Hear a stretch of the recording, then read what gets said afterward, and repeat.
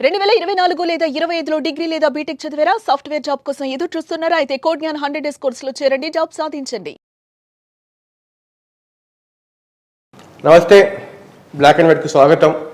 ఈరోజు మా అతిథి లెజెండరీ యాక్టర్ కోట శ్రీనివాసరావు గారు. నమస్కారం సార్. నమస్కారం అండి. కోట శ్రీనివాసరావు లెజెండరీ యాక్టర్ అంటే అసలు ఏమిటండి? ఒక చరిత్ర క్రియేట్ చేసిన నటుడిని లెక్క. అదే తెలుగులో ఇంచుమించు అర్థం నాకు తెలియదండి. నిజంగా తెలియదు. మిమ్మల్ని మీరు తగ్గించుకుని మాట్లాడుతూ ఉంటారు. చెప్పాలంటే మీ హుందాతనానికి అది ఒక నిదర్శనం చెప్పవచ్చు. ఒక సాధారణ బ్యాంకు ఉద్యోగి కోట్లాది మంది తెలుగు ప్రేక్షకుల మనసులను దోచారు. ఇది మీ ప్రస్థానం ఎలా మొదలైంది సినిమాలో? నేను అసలు సినిమాకి ఎప్పుడు ప్రయత్నం చేయలేదండి. మీరు నమ్మని నమ్మకపోండి. ఓకే. నేను ఎప్పుడు సినిమాకి ఎప్పుడు ప్రయత్నం చేయలేదు.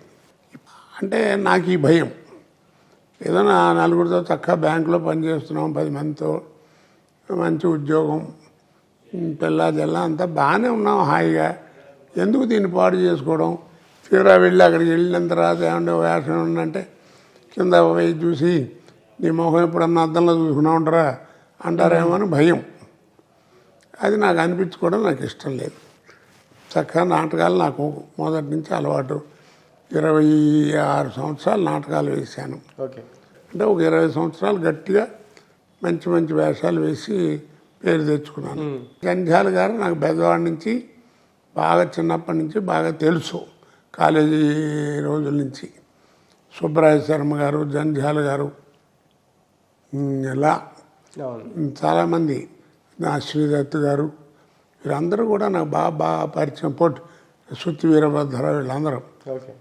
జంధ్యాల గారు ఎప్పుడన్నా హైదరాబాద్ వచ్చి ఏదైనా నాటకం వేస్తున్నా, సినిమా ఏదైనా తీస్తుంటే కోట రావయ్య సరదాగా 2-3 సీన్లో వేషం ఒకటి ఉంది సరదాగా వేయి అని అడగడం. అలా ఏదైనా 1-2 సినిమాలు, ముందు 4 సినిమాలు చేశాను. ఒక మంచి వేషం, పెద్ద వేషం చేసింది ఏంటంటే కుక్క. అది కంప్లీట్ తెలంగాణ మాండలికం మీదే ఉంటుంది. అంటే ఆ రోజుల్లో ఇందిరాగాంధీ గారు ఈ 20 పాయింట్ ఫార్ములా అని పెట్టి చాలా హడావిడి చేశారు. మంచి పని కూడా.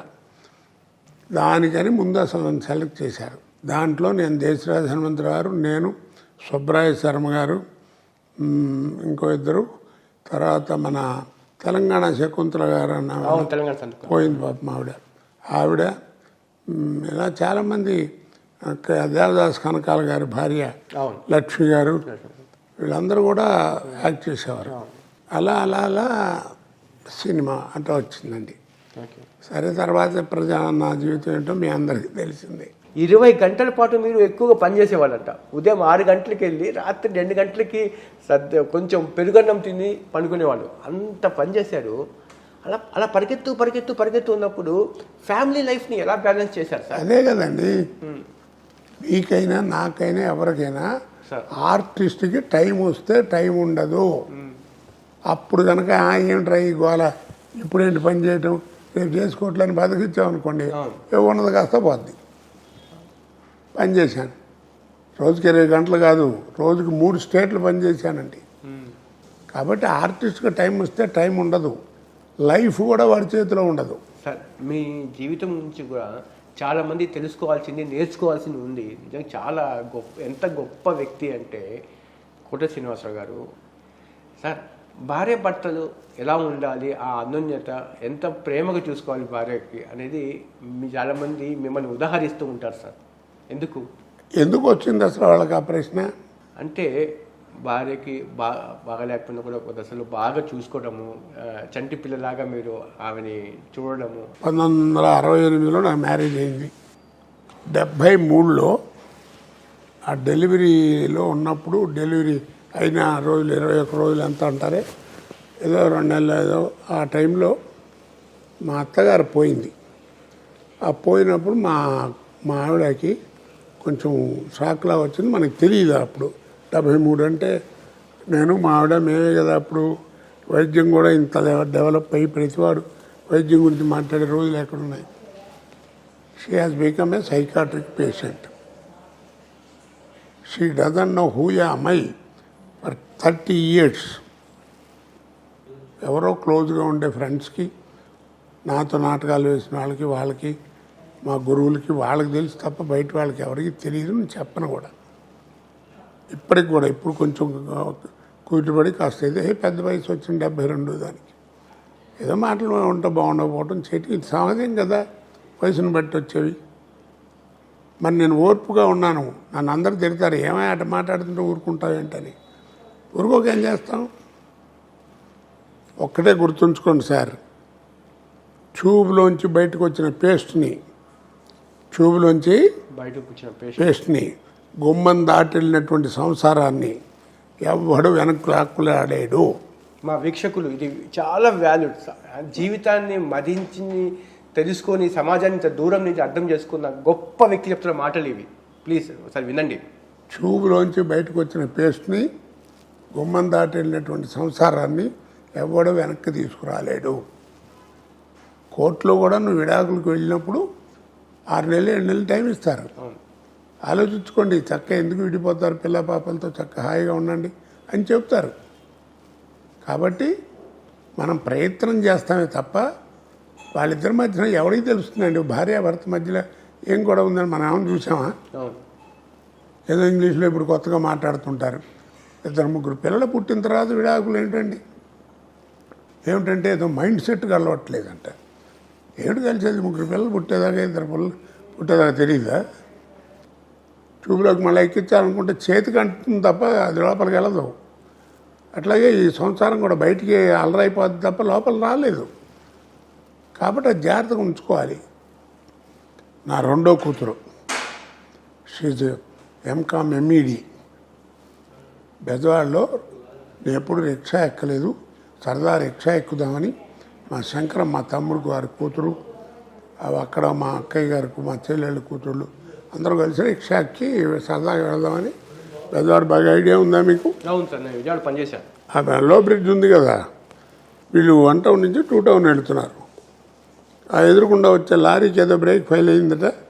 ఆ డివైడర్ కూడా దాటి వీళ్ళకి వ్యాన్కి కొట్టింది. కొడితే ఫస్ట్ స్ట్రోక్ వీళ్ళ దాటంతో దూరంగా పడ్డారు. ఆ ఇన్సిడెంట్లో 2-3 పోయారు కూడా. లక్కీగా అది బతికింది. ఆ యాక్సిడెంట్లో లగ్గు. ఆ తర్వాత ఎలా దీని జీవితాన్ని ఏడుస్తూ కూర్చున్నామండి. అలాంటి లైఫ్లో నేను ఎవరి దగ్గర అయితే గుమాస్తాగా పనిచేశానో బ్యాంకులో, ఆయన నేను బియ్యం కూడా అయ్యాను. మహానుభావుడు పెద్దలు దయదలిచి కానీ ఏదైనా కానీ మొత్తానికి మ్యారేజ్ అయింది, దానికి ఆడపిల్ల చక్కగా లక్షణంగా ఉంటున్నారు. సరే జీవితం బాగానే ఉందిలే, నడుస్తుంది అనుకున్నా. మీకు తెలుసు కదా మా అబ్బాయి, వాడు ఎగిరిపోయాడు. మరి ఇన్ని బాధలు పెట్టుకుంటూ మరి 10-12 ఏళ్ళ నుంచి వాడు పోయిన తర్వాత కూడా ఎక్కడన్నా సినిమాల్లో ఎక్కడన్నా మీకు చూసారా? ఆ బాధని చూడలే. ఎప్పుడు నేను దాని గురించి మాట్లాడను. భగవంతుడు ఎంత పేరు ఇచ్చాడో అంత కష్టాలు కూడా ఇచ్చాడు. వీటిని తట్టుకునే గుండె కూడా ఇచ్చాడు. బాగుంది, అంతే. చేయటం మన ధర్మం. ఏదో ఎప్పుడైనా బోరు కొట్టి ఇంట్లో కూర్చొని ఏడుస్తూ ఉంటాను. ఏముంది?